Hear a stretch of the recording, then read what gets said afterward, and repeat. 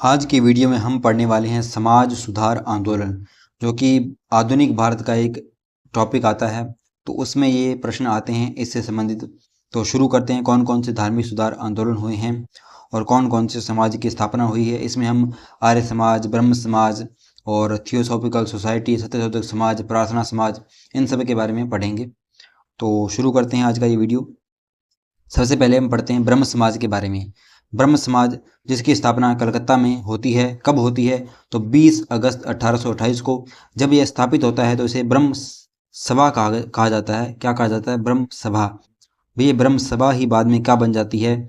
ब्रह्म समाज बन जाता है। तो ब्रह्म सभा की स्थापना होती है 20 अगस्त 1828 को, कलकत्ता में होती है, और ये बाद में ब्रह्म समाज बन जाता है।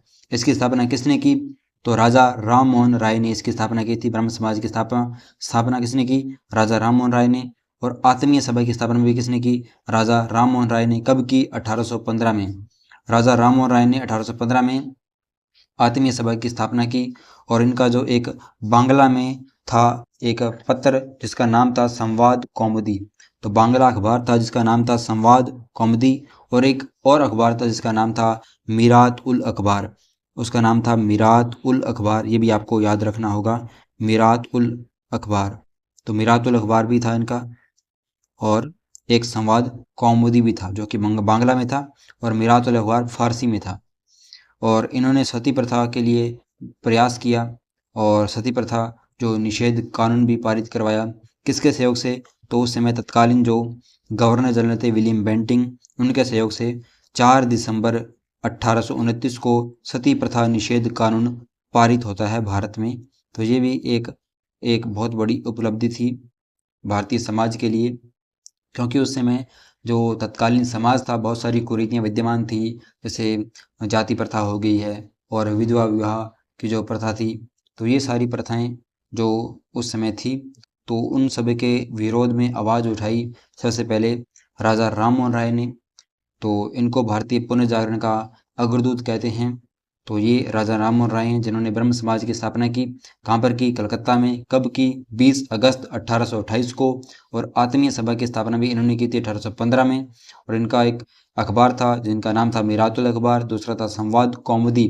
जो संवाद कौमुदी है, इसी में ही इन्होंने सती प्रथा के बारे में अपनी आवाज़ उठाई थी और लेख लिखे थे। और इसके बाद सती प्रथा निषेध कानून बनता है विलियम बेंटिंग के प्रयास से। कब बनता है? 4 दिसंबर 1829 में। तो ये था ब्रह्म समाज। किसने स्थापना की, कब की, इसके बारे में हमने पढ़ा। तो आगे बढ़ते हैं, दूसरा पढ़ते हैं हम आर्य समाज। आर्य समाज, इसकी स्थापना होती है 10 अप्रैल 1875 को। कौन करते हैं? स्वामी दयानंद सरस्वती। स्वामी दयानंद सरस्वती आर्य समाज की स्थापना करते हैं 10 अप्रैल 1875 को। कहाँ पर होती है? तब बम्बई में होती है। कहाँ पर? सबसे पहले बम्बई में इसकी स्थापना होती है आर्य समाज की 10 अप्रैल 1875 को। और 1877 को, ये 1867 नहीं है बल्कि 1877 है, यानी कि 17 को इसका जो हेडक्वार्टर है वो लाहौर में बनाया जाता है। आर्य समाज का जो मुख्यालय बनता है 1877 में बनता है। कहाँ पर? लाहौर में। और स्थापना होती है 1875 में। कहाँ पर? बम्बई में। आपको बताना है कि स्वामी दयानंद सरस्वती का जो बचपन का नाम क्या था, ये बताना है। और मैं लास्ट में बता भी दूंगा क्या नाम था इनका, लेकिन आपको कमेंट करके बताना है। जब तक हम इसको पढ़ते हैं, इन्होंने वेदों की ओर लौटो का नारा दिया था। और स्वामी दयानंद ने ही सबसे पहले स्वराज शब्द का प्रयोग किया था। किसका प्रयोग किया था? स्वराज शब्द का। जबकि भारतीय इतिहास में एक व्यक्तित्व हुए हैं जो बाल गंगाधर तिलक, उन्होंने कहा था स्वराज्य मेरा जन्मसिद्ध अधिकार है और मैं इसे लेकर रहूंगा। वो कथन उनका है, जबकि स्वराज शब्द का सबसे पहले प्रयोग किया था स्वामी दयानंद सरस्वती ने। इन्होंने नारा दिया वेदों की ओर लौटो का।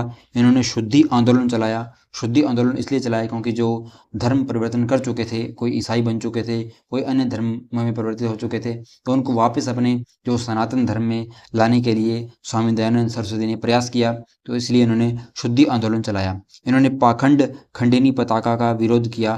पाखंड खंडिनी जो पताका है उसको इन्होंने फहराया था, लहराया था, क्योंकि उस समय जो भारतीय समाज में बहुत सारे पाखंड विद्यमान थे, तो उनके खिलाफ इन्होंने आवाज़ उठाई और पाखंड खंडिनी जो पताका है उसको फहराया। जो इनकी रचनाएं हैं उनका हम देख लेते हैं। सत्यार्थ प्रकाश, ये इनकी प्रसिद्ध रचना है तो जो हर एग्जाम में पूछ ली जाती है कि सत्यार्थ प्रकाश किन की रचना है, तो स्वामी दयानंद सरस्वती की है। अन्य रचनाएं हैं जैसे वेद प्रकाश है, सत्यकर्म विचार है, वेद भाष्य भूमिका है और काशी जो शास्त्रार्थ है। ये सब इनकी महत्वपूर्ण रचनाएं हैं, आप इनको भी याद करके जाना है। यदि आप किसी इतिहास विषय की तैयारी करते हैं तो आपको ये सारी रचनाएं पढ़नी पड़ती है, लेकिन मुख्य मुख्य हैं, जैसे सत्यार्थ प्रकाश होगी, वेद प्रकाश तो नहीं है, जैसे वेद भाष्य भूमिका, ये इंपॉर्टेंट है, आप इनको याद करके जाना। और आपको बता दें कि स्वामी दयानंद सरस्वती की जो मृत्यु होती है वो दीपावली के दिन होती है, और अजमेर अजमेर राजस्थान का एक जिला है अजमेर, उसमें होती है। दीपावली के दिन इनकी मृत्यु होती है स्वामी दयानंद सरस्वती की। और वो भी कैसे होती है कि इनको जहर दे दिया जाता है, कांच का जहर, तो उसके बाद इनका देहांत हो जाता है। एक भारत के महान शख्सियत स्वामी दयानंद सरस्वती। तो हमने पढ़ा आर्य समाज, इससे पहले हमने पढ़ा है ब्रह्म समाज। तो ये था, तो ये क्या था, आर्य समाज। तो आशा आपको समझ आया होगा। तो चलिए शुरू करते हैं आगे वाला। एक बात और रह गई इनके बारे में, एक वैलेंटाइन शिरोल हुए हैं, उन्होंने स्वामी दयानंद सरस्वती को अशांति का जनक कहा है। किसको कहा है, तो अशांति का जनक स्वामी दयानंद सरस्वती को। इसके बाद हम पढ़ते हैं रामकृष्ण मिशन। रामकृष्ण मिशन, यहीं पर ही बाद में बनता है वेलूर मठ।